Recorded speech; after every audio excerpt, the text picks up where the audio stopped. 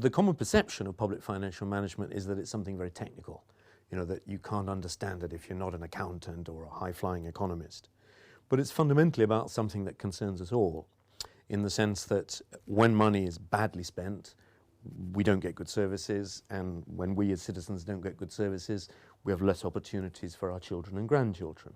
So in particular, in the context of a developing country, a good PFM system is usually a necessary condition for getting good development outcomes in terms of improved service delivery, reduced poverty, gender equality, etc.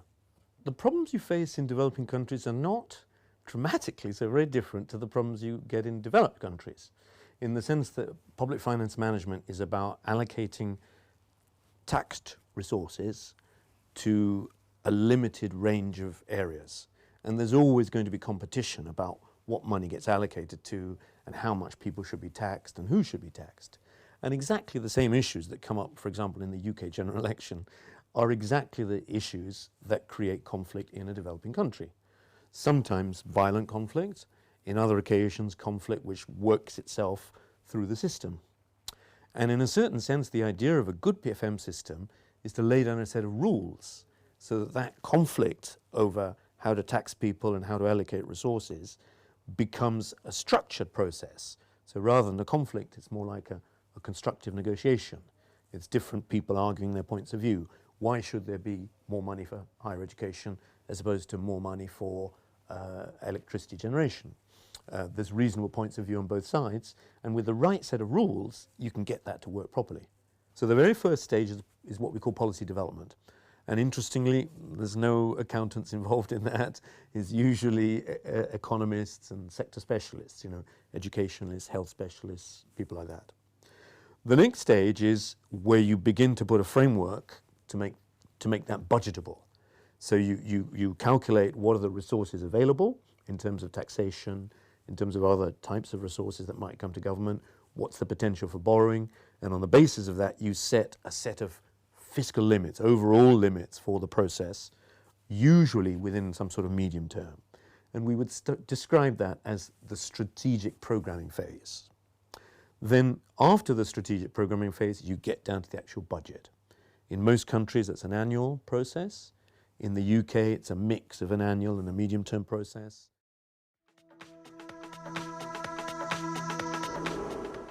The budgeting process ends up with the executive making a proposal to the Parliament. The Parliament then votes it. Sometimes there would be amendments made by Parliament. Otherwise, it's simply approved. Then you move to budget execution, which is when the different spending ministries are allocated their credit limits or their fund limits, and they begin to spend and to achieve results, hopefully. Linked to that is a whole process of accounting and monitoring.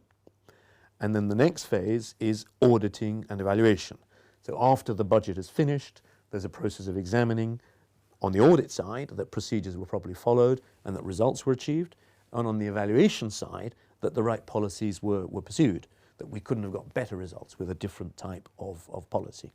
And then that, of course, feeds back into the policy development process.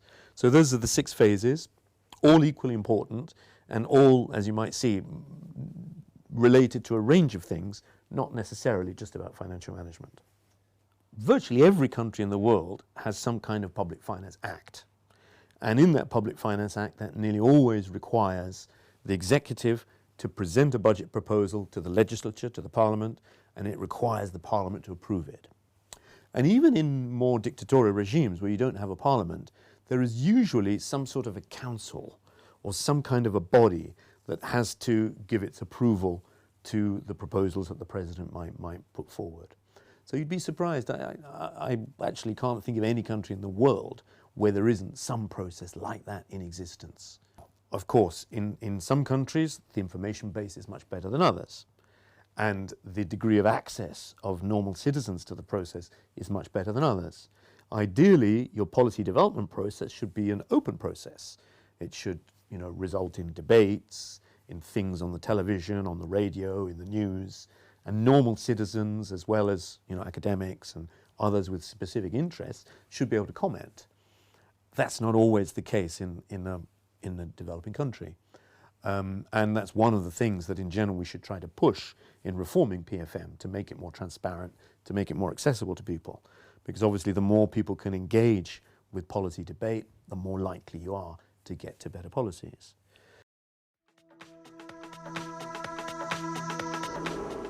Getting actors involved, it's really about two big things.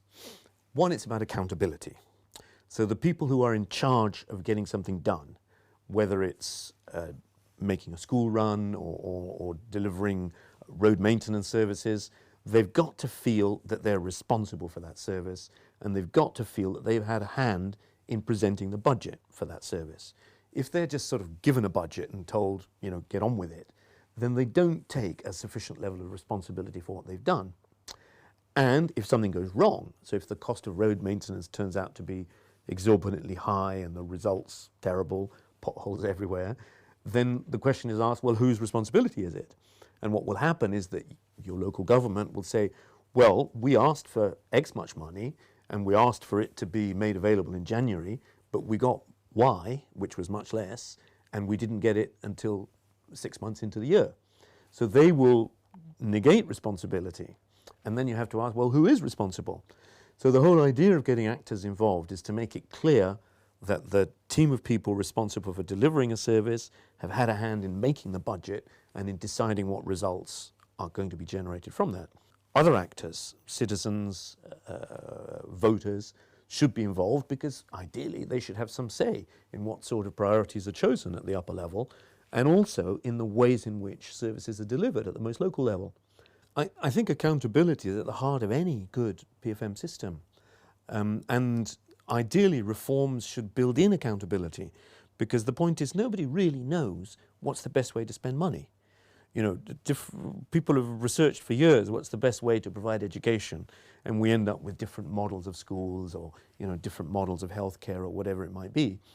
And if you accept that you're always learning, then that means that having different actors providing feedback and making suggestions and telling you when they're not satisfied is always going to be a positive thing, and it's going to make the whole process better. And that's the idea, is to put across that idea of accountability. So it's not just about you know, taking people to court when they've stolen money. It's also about giving them feedback and giving suggestions and promoting learning. That's the point.